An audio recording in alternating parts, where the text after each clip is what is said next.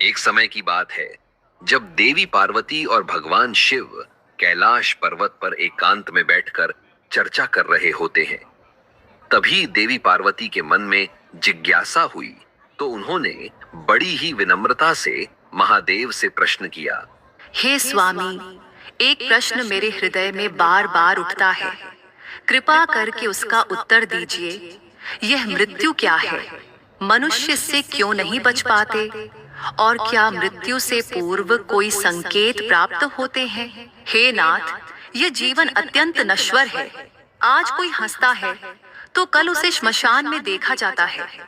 कई बार लोग कहते हैं कि उन्हें मृत्यु का पूर्वाभास हो गया था या उनके व्यवहार में कुछ अद्भुत परिवर्तन आया था। कृपा करके बताइए, क्या मृत्यु आने से पहले कुछ संकेत मिलते हैं? क्या प्रकृति आत्मा को आगाह करती है?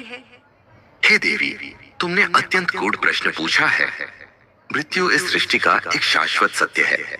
जैसे दिन के बाद रात्रि आती है और रात्रि के बाद पुनः प्रभात, वैसे ही जन्म के पश्चात मृत्यु अवश्यंभावी है। यह शरीर पंच महाभूतों से बना है। यह मिट्टी, जल, अग्नि, वायु और आकाश का मेल है और ये सब एक दिन अपने मूल तत्वों में विलीन हो जाते हैं। परंतु आत्मा न तो जन्म लेती है न मरती है, वह तो निरंतर चलती रहती है, देह मात्र बदलती है। उमा, मृत्यु कोई आकस्मिक घटना नहीं होती। यह प्रकृति का सबसे सटीक नियम है। जब आत्मा शरीर छोड़ने के लिए तैयार होती है, तब शरीर, मन और जगत तीनों उसे संकेत देने लगते हैं। तुम सुनो, मैं तुम्हें 10 ऐसे संकेत बताता हूँ जो मृत्यु की निकटता का प्रमाण होते हैं। पहला संकेत, प्रतिबिंब का लुप्त या विकृत होना। जब आत्मा शरीर से धीरे धीरे अलग होने लगती है, तब उसका प्रतिबिंब जल, तेल या दर्पण में साफ नहीं दिखता। वह धुंधला, टूटा या असामान्य प्रतीत होता है। यह संकेत बताता है कि आत्मिक ऊर्जा अब इस शरीर को छोड़ने की दिशा में बढ़ रही है। दूसरा संकेत, सपनों में पूर्वजों का आना। जब किसी व्यक्ति की मृत्यु निकट होती है, तब उसे बार बार स्वप्न में अपने दिवंगत पूर्वज दिखाई देते हैं। वे उसे बुलाते हैं, अपने पास आने का संकेत देते हैं। यह आत्मा को उसकी अगली यात्रा के लिए आमंत्रण होता है। तीसरा संकेत, गिद्ध या काऊ का सिर के ऊपर मंडराना। हे देवी, जब ये अशुभ पक्षी जब बिना कारण किसी के सिर पर मंडराने लगे, तो वह मृत्यु का सूक्ष्म संकेत होता है। ये प्राणी सूक्ष्म जगत की हलचल को भांप लेते हैं। चौथा संकेत, शरीर से असामान्य गंध आना। जब आत्मा शरीर से विदा लेने लगती है, तब शरीर की कोशिकाओं में विकृति उत्पन्न होती है। तब शरीर से ऐसी अप्रिय गंध आने लगती है जो स्नान या औषधि से भी नहीं जाती। यह गंध मृत्यु की आहट बन जाती है। पांचवा संकेत, शरीर के अंगों का ठंडा पड़ना, विशेषतः हथेलियां, पांव के तलवे और सिर। जब इनमें अचानक शीतलता आ जाए और वह लगातार बनी रहे, तब समझना चाहिए कि जीवन ऊर्जा अब शरीर से पीछे हट रही है। छठा संकेत, जीभ का कठोर और भारी हो जाना। मृत्यु से पहले व्यक्ति को बोलने में कठिनाई होती है, जीभ लड़खड़ाती है, शब्द अस्पष्ट हो जाते हैं और कई बार वह ठीक से भोजन भी नहीं कर पाता। यह संकेत है कि शरीर अपना कार्य धीरे धीरे बंद कर रहा है। सातवां संकेत, सूर्य और चंद्रमा का अस्पष्ट दिखना। जब व्यक्ति को आकाशीय पिंड, सूर्य, चंद्रमा, तारे सब धुंधले और विकृत दिखने लगे, तब वह प्रकृति से अलग हो रहा होता है। यह दृष्टि का नहीं, आत्मा का संकेत है। आठवां संकेत, छाया का बदल जाना। हे देवी, शरीर की छाया जो सामान्यतः सटीक होती है, वह अचानक विकृत, लंबी या छोटी दिखाई देने लगे, तो यह पृथ्वी के गुरुत्व और आत्मा के बंधन के टूटने का लक्षण है। नवम संकेत, सांसों की गति में असामान्यता। उमा, जब बिना परिश्रम के व्यक्ति की सांसें भारी हो जाए, रुक रुक कर चले और बार बार उसे थकान हो, तब यह प्राणों की अस्थिरता को दर्शाता है। दशम संकेत, बिना कारण भय और अकेलापन। जब व्यक्ति बिना कारण डरने लगे, बार बार मृत्यु की बात करने लगे, स्वयं को अकेला अनुभव करे, तो यह संकेत है कि आत्मा मृत्यु के समीप अनुभव कर रही है। यह भय आत्मा की चेतना का संवाद होता है। हे देवी, ये संकेत किसी को भयभीत करने के लिए नहीं है, बल्कि आत्म जागरण के लिए है। जो मनुष्य इन संकेतों को समझता है, वह समय रहते अपने कर्म सुधार सकता है, ईश्वर का स्मरण कर सकता है और मृत्यु को भी एक मित्र की तरह स्वीकार कर सकता है। मृत्यु अंत नहीं, आत्मा के अगले चरण की शुरुआत है। हे नाथ, आपने मुझे मृत्यु के संकेत बताए, किंतु एक बात मेरे मन को बार बार बेचैन करती है। जब कोई बालक, कोई युवा या कोई पूर्णतः स्वस्थ व्यक्ति अचानक मर जाता है, तो यह समझ नहीं आता, क्या इसे ही अकाल मृत्यु कहते हैं और यह क्यों होती है? कृपया इस रहस्य को मुझ पर प्रकट कीजिए। हे पार्वती, तुमने अत्यंत करुण और गंभीर प्रश्न किया है। मृत्यु तो सबको निश्चित है, परंतु अकाल मृत्यु वह मृत्यु है जो स्वाभाविक समय से पहले घटित हो। वह जीवन के संतुलन को तोड़ती है। इसका कारण केवल इस जीवन का नहीं, अपितु कई जन्मों का संचित परिणाम होता है। सबसे पहला कारण है पूर्व जन्म के पाप कर्म। जब किसी आत्मा ने अपने पिछले जन्मों में ऐसा कर्म किया हो जिसमें उसने किसी निर्दोष को अत्यंत पीड़ा दी हो, विशेषकर स्त्री, शिशु, ब्राह्मण, माता पिता या जीवों को, तो वह कर्म उसे अगले जन्म में भोगना ही पड़ता है। यदि वह पश्चाताप या प्रायश्चित्त न करे तो उसकी आयु का निर्धारण संपूर्ण नहीं होता और मृत्यु समय से पूर्व आ जाती है। दूसरा कारण है शाप। हे देवी, जब किसी तपस्वी, गुरु या माता पिता का अपमान करने पर व्यक्ति को शाप मिलता है, तो वह शाप उसकी आयु को छिन्न कर देता है। शाप केवल शब्द नहीं, आत्मा की पीड़ा होती है, और जब वह किसी की ओर उग्र होकर जाती है तो विधि भी मौन हो जाती है। तीसरा कारण ग्रहों का अशुभ संयोग। यदि किसी व्यक्ति की जन्म कुंडली में काल सर्प दोष, पितृदोष या अत्यधिक क्रूर ग्रहों का मेल हो और यदि उसका निवारण न किया जाए तो ऐसे योग अकाल मृत्यु की ओर ले जा सकते हैं। खासकर तब जब जीवन में पवित्रता और संयम का अभाव हो तो ग्रहों की ऊर्जा और भी प्रबल हो जाती है। चौथा कारण अपवित्र जीवन शैली।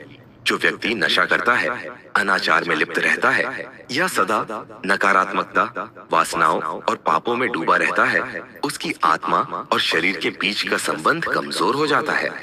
फिर वह न रोग से मरता है, न शस्त्र से, वह अपने ही कर्मों से बुझ जाता है। हे स्वामी, तो क्या अकाल मृत्यु निश्चित होती है? क्या इससे बचा नहीं जा सकता? हे सुरेश्वरी, भाग्य बदलना कठिन है पर असंभव नहीं। यदि कोई व्यक्ति सच्चे हृदय से प्रायश्चित, साधना, दान और सद्गुणों के मार्ग पर चले, यदि वह मंत्र जप, तीर्थ स्नान, पितृतर्पण और गुरु सेवा करे, तो अकाल मृत्यु का भय टल सकता है।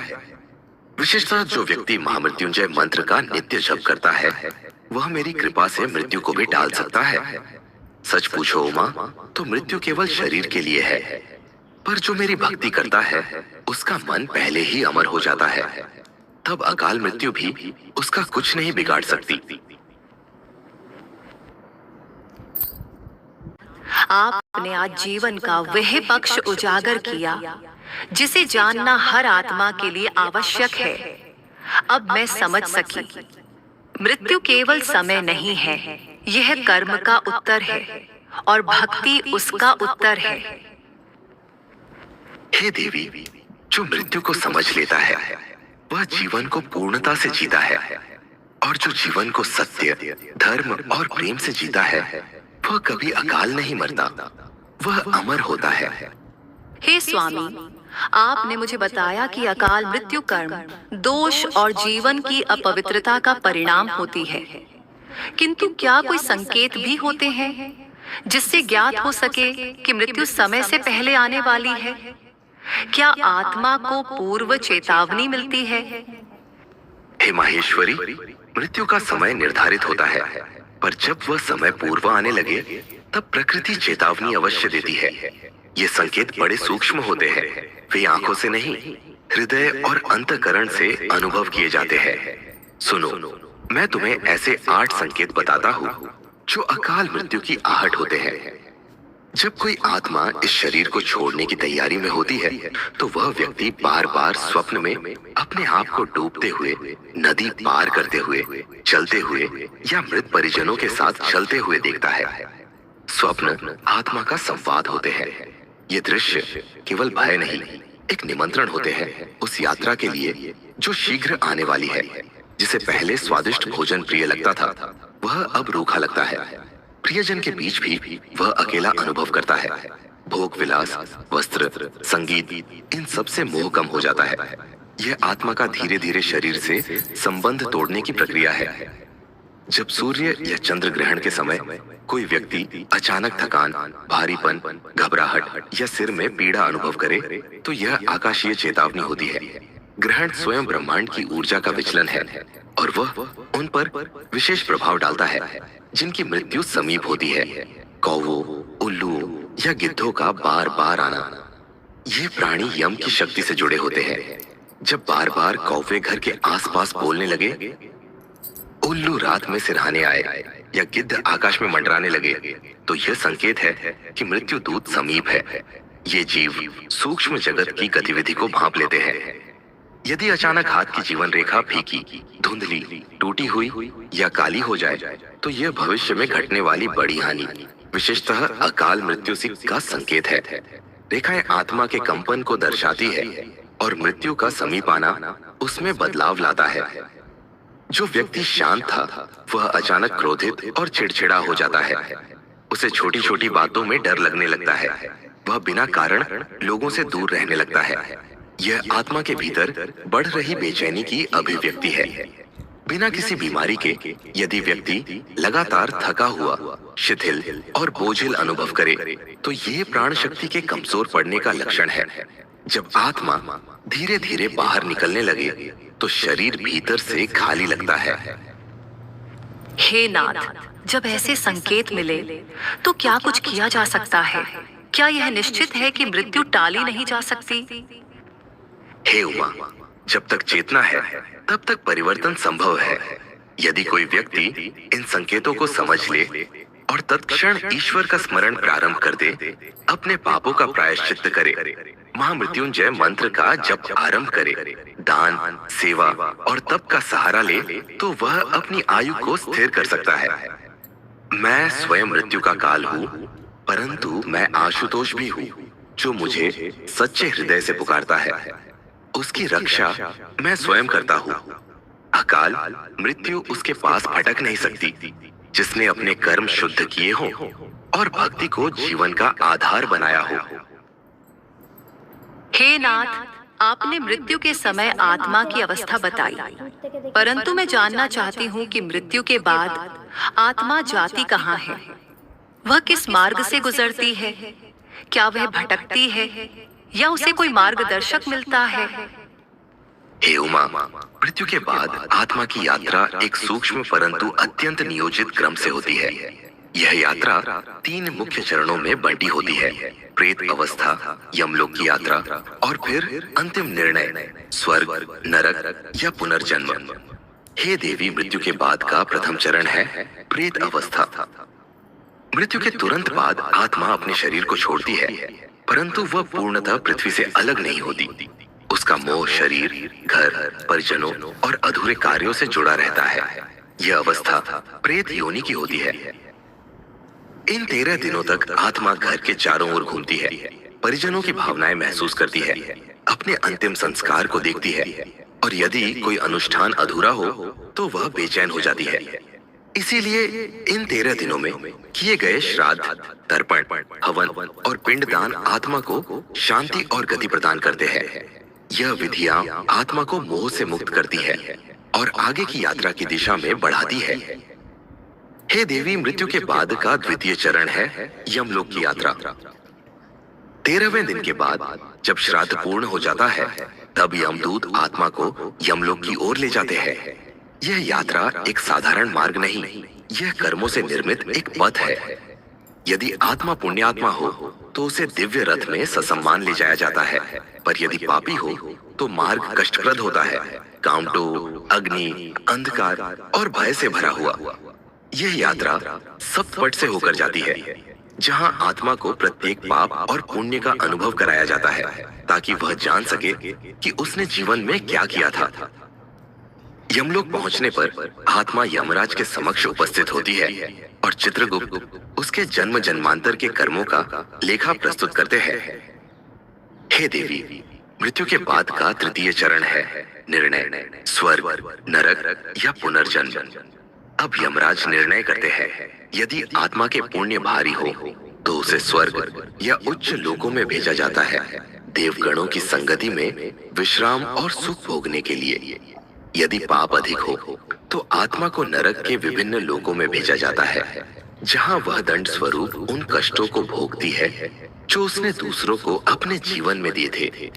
और यदि आत्मा पूर्ण रूप से पापी और पूर्ण रूप से पुण्यवान न हो तो उसे पुनर्जन्म के लिए पृथ्वी पर भेजा जाता है, उसके कर्मों के अनुरूप किसी योनि में, मनुष्य, पशु, पक्षी या कीट के रूप में।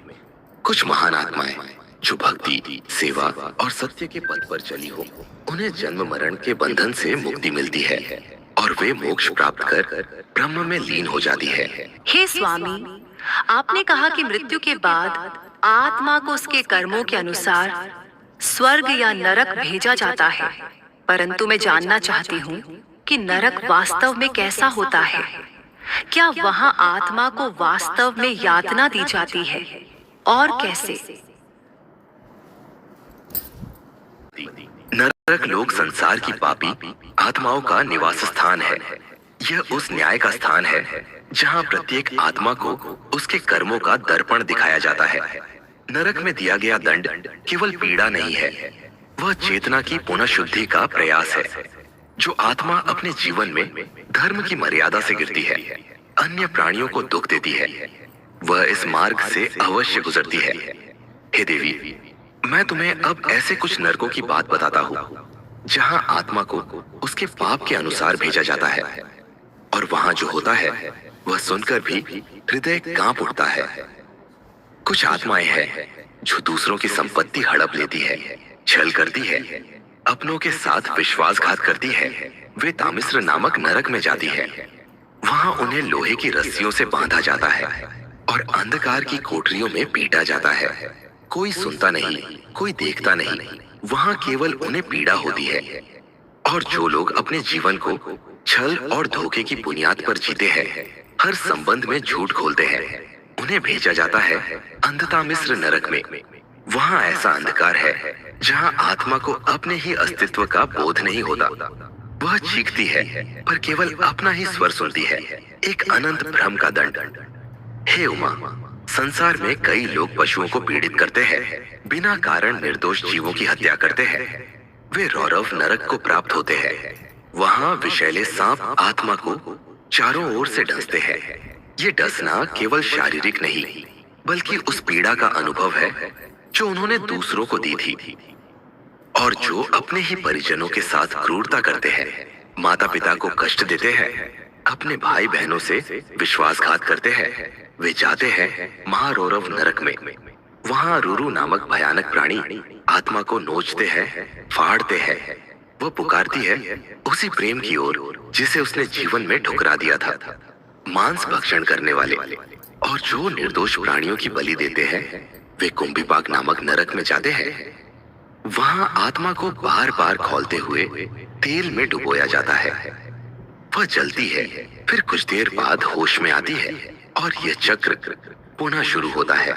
माता पिता और गुरु का अपमान करने वालों का तो अपराधी अन्यतम है उमा। उन आत्माओं को मैं कालसूत्र नरक भेजा जाता है। वहां अग्नि की रस्सियां उनके चारों ओर बांधी जाती है और उन्हें तपती भूमि पर घसीटा जाता है, तब तक जब तक आत्मा की कठोरता पिघल न जाए। और जो लोग काम, व्यभिचार और स्त्री पुरुष के पवित्र संबंधों को कलंकित करते हैं, वे असिप्त्रवन नामक नरक में जाते हैं। वहां वृक्षों के पत्ते तलवारों जैसे होते हैं। आत्मा को नग्न कर उस वन में दौड़ाया जाता है। हर पत्ता उसके तन को काटता है, जैसे उसकी कामनाएं किसी को काटती थी। हे उमा, संसार में कुछ लोग होते हैं जो दूसरों की संपत्ति पर गिद्ध दृष्टि रखते हैं, रिश्वत लेते हैं। उनके लिए है सूकर मुख नरक। वहां आत्मा को सुअर की तरह गंदगी में डाला जाता है वह मलमूत्र, सड़ा मांस और कीड़ों में लौटती है, क्योंकि उसने कभी शुद्ध जीवन नहीं चाहा था। और फिर है वैतरणी, एक नदी नहीं, आत्मा की सबसे घिनौनी यात्रा। गौहत्या करने वाला, स्त्री की हत्या करने वाला या निर्दोष प्राणी को मारने वाला, उसे इस नदी को पार करना होता है। यह नदी रक्त, मांस, मल और मूत्र से भरी होती है। हर डुबकी आत्मा के भीतर की पीड़ा को और तीव्र बना देती है, और जो जीवन भर क्रोध, हिंसा और निर्दोषों को पीड़ा देते हैं, उनके लिए है कृमि भोजन नरक। वहां आत्मा को जमीन पर डाल दिया जाता है और लाखों कीड़े उसे खाते हैं, आंखों से, कानों से, नासिका से, तब तक जब तक उसकी सारी स्मृति भी गल न जाए। हे नाथ, आपने मुझे नरक का स्वरूप बताया, जहां आत्मा को उसके पापों के अनुसार दंड भोगना पड़ता है। अब मैं जानना चाहती हूँ, स्वर्ग कैसा होता है? क्या वह केवल सुंदरता से भरा स्थान है, या वहां आत्मा को कुछ विशेष अनुभूति होती है? हे उमा, स्वर्ग केवल एक स्थान नहीं, वह आत्मा की विश्रांति की भूमि है, जहाँ जीवन की कड़वाहट समाप्त हो जाती है और चेतना केवल सुख, शांति और सौंदर्य में विलीन हो जाती है। यह उन आत्माओं का गंतव्य है जिन्होंने पृथ्वी पर धर्म, सेवा, भक्ति और सत्य के मार्ग पर चला जीवन जिया हो। स्वर्ग का लोक प्रकाशमय है, वहाँ न अंधकार है न पीड़ा। जैसे आत्मा शरीर से मुक्त होकर हल्की हो जाती है, वैसे ही वहाँ का वातावरण है, हल्का, शीतल, दिव्य और परमानंद से परिपूर्ण। वहाँ की भूमि सुवर्ण सी दमकती है, वृक्षों के पत्ते मणियों जैसे चमकते हैं, हर दिशा में मंद सुगंध बहती है और आकाश से निरंतर दिव्य संगीत झरता है। न वह कानों से सुनाई देता है, न आंखों से देखा जाता है, वह भीतर की आत्मा को स्पर्श करता है। हे देवी, वहाँ कल्प वृक्ष होते हैं जो मन की प्रत्येक शुभ इच्छा को तुरंत पूर्ण कर देते हैं। वहाँ कामधेनु सी गाय है जो पुण्यात्माओं की सेवा करती है, और वहाँ के भवन वे रत्नों से बने हुए हैं, जहाँ न ताले हैं न द्वार, क्योंकि वहाँ भय का कोई अस्तित्व नहीं। स्वर्ग में आत्मा को शरीर की आवश्यकता नहीं होती। वहाँ वह सूक्ष्म रूप में विचरण करती है, कभी पुष्प वाटिका में, कभी देव गंधर्वों के साथ संगीत में, और कभी दिव्य सरोवरों में स्नान करते हुए, जहाँ केवल शांति का विस्तार होता है। देवताओं की उपस्थिति वहाँ की शोभा बढ़ाती है। इंद्र, कुबेर, वरुण, वायु, अग्नि सभी अपने अपने लोक में विद्यमान रहते हैं, और पुण्यात्माएं उनका सत्कार प्राप्त करती है। उमा, वहाँ की सबसे बड़ी विशेषता यह है कि वहाँ कोई लोभ नहीं, मोह नहीं। वहाँ आत्मा को केवल आनंद मिलता है, ऐसा आनंद जो देह से नहीं, केवल आत्मा से अनुभव होता है। भोजन वहाँ दिव्य होता है, उसे भोगने से न तृष्णा होती है न तृप्ति, केवल आनंद की लहरें उठती है। हे स्वामी, तो क्या स्वर्ग में आत्मा को सदा के लिए वास मिलता है, या वह भी एक समय के बाद वहां से लौटती है? हे देवी, स्वर्ग में वास स्थायी नहीं होता, यह पुण्य का फल है, और जब पुण्य समाप्त होते हैं तो आत्मा को पुनः पृथ्वी पर लौटना होता है। स्वर्ग मुक्ति नहीं, केवल विश्राम है। वहाँ आत्मा को कष्ट नहीं, परंतु वह ब्रह्म में विलीन भी नहीं होती। जो आत्मा सत्य ज्ञान, तपस्या और निष्काम भक्ति से ब्रह्म को जान लेती है, केवल वही मोक्ष को प्राप्त करती है। हे स्वामी, तब स्वर्ग भी माया से परे नहीं, तो क्या सबसे महान गंतव्य मोक्ष ही है? हाँ उमा, स्वर्ग सुंदर है, पर वह भी क्षणिक है। वह उस यात्री के लिए है जो थक गया है और विश्राम चाहता है। पर जो यात्री सत्य की प्यास रखता है, जो यह जानता है कि आत्मा की सबसे बड़ी तृष्णा है परमात्मा में विलीन हो जाना, उसके लिए स्वर्ग एक पड़ाव है, मंजिल नहीं। मुक्ति ही आत्मा की अंतिम उन्नति है। हे देवी, अब मैंने संसार के कल्याण के उद्देश्य से तुम्हें संपूर्ण ज्ञान प्रदान किया है। जन्म मृत्यु के रहस्य, आत्मा की गति, पुनर्जन्म, स्वर्ग, नरक और मोक्ष का मार्ग, सब कुछ मैंने तुम्हारे प्रश्नों के माध्यम से पृथ्वी की आत्माओं के लिए उजागर किया है। यह संवाद केवल तुम्हारे लिए नहीं था, बल्कि उन सभी जिज्ञासु आत्माओं के लिए था जो अंधकार से प्रकाश की ओर, अविद्या से ब्रह्म विद्या की ओर अग्रसर होना चाहते हैं। अब यह ज्ञान तुम्हारे हृदय में समाहित हो और जब समय आए वह इस जगत को प्रकाशित करे। तो इस प्रकार से भगवान महादेव ने देवी पार्वती को वह अमूल्य और गूढ़ ज्ञान दिया जो न केवल उनके लिए बल्कि संपूर्ण मानवता के कल्याण हेतु था। यह वह ज्ञान है जो जन्म और मृत्यु के बंधन को तोड़ता है, पाप और पुण्य की गहराई को उजागर करता है और आत्मा को मोक्ष के पथ पर अग्रसर करता है। जिसने भी इस ज्ञान को श्रद्धा से सुना और आत्मसात किया, उसकी अधोगति कभी नहीं होगी, क्योंकि वह अब अज्ञान के अंधकार में नहीं, शिव ज्ञान के प्रकाश में जीवन व्यतीत करेगा। उम्मीद है आपको यह जानकारी और यह दिव्य संवाद पसंद आया होगा। अगर आप भी शिव भक्त हैं और इस ज्ञान को संसार तक पहुंचाना चाहते हैं तो वीडियो को लाइक करें, चैनल को सब्सक्राइब करें और कमेंट में जोर से लिखें, हर हर महादेव।